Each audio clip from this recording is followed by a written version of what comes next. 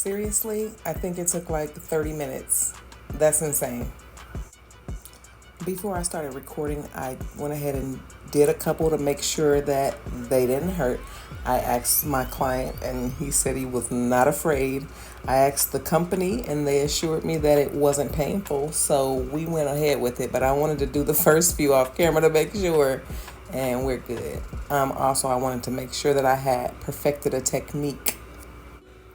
I had previously taken my client's hair and parted it into the square sections that matched his curl size rubber bands because I was concerned that it might be a problem. So I just wanted to make sure that I was as safe as possible. But as it turns out, he said that the machine doesn't hurt that much, but taking out the rubber bands was killing him. So now you know.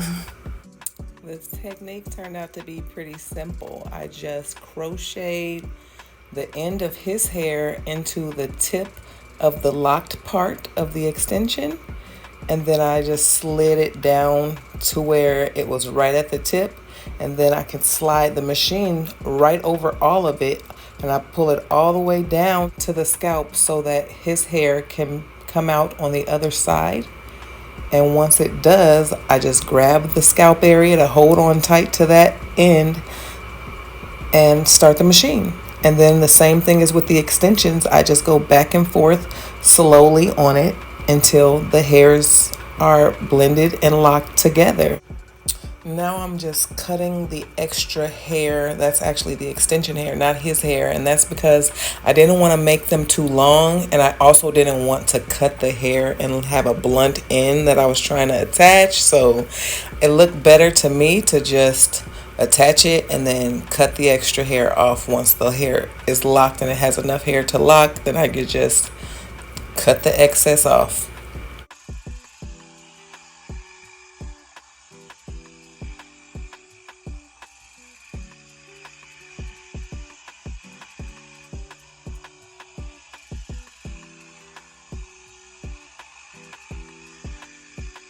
Crochet the lock extension to the section of hair.